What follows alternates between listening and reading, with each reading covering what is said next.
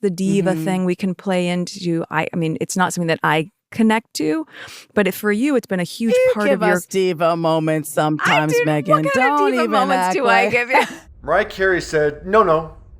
When Meghan Markle, I had to do the whole phrase, come on. When Meghan Markle tried to distance herself from the word diva as they discussed the word on Meghan's podcast, Archetypes. Don't act like you. It's also the visual. It's the visual. A lot of it's the visual. Because that's the thing. I associate it differently. Well, I know, but let's pretend that you weren't so beautiful and didn't have the whole thing and didn't often have gorgeous ensembles.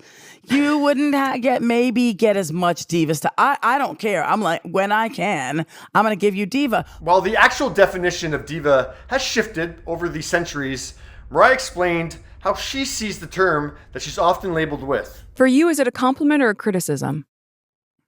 I think it's both.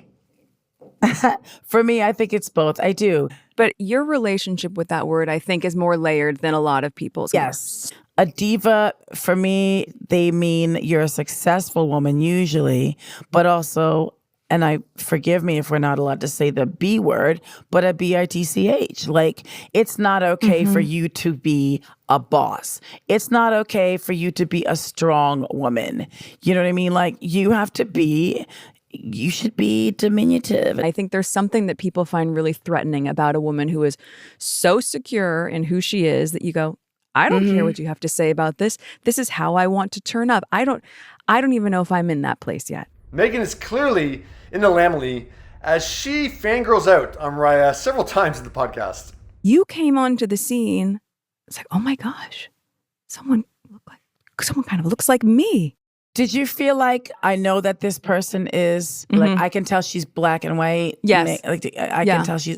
Yes, I could feel that. Yeah, even at that young age. So after this very dissective conversation around Mariah's feelings about the word diva, Meghan is ready to present her thesis. Diva then is aspirational from the world that you came from, that you describe as a child. You then go, I want to be that. And then even when it's being used against you, it almost feels like there were moments where you played into it, because it does feel like it's a bit of a defense mechanism and a coat of arms. You're like, I am going to own this, but it's also a sign of success based on how you associated it from where you came from. And I think I agree with you. But Mariah is also like, it's not like that. But I think on top of that, it's also for laughs, as me and my fans say. Yes. Like, it's honestly half of it is just for laughs. Interesting conversation between two extremely high-profile celebrities. The podcast does need some work. The structure is too broken up.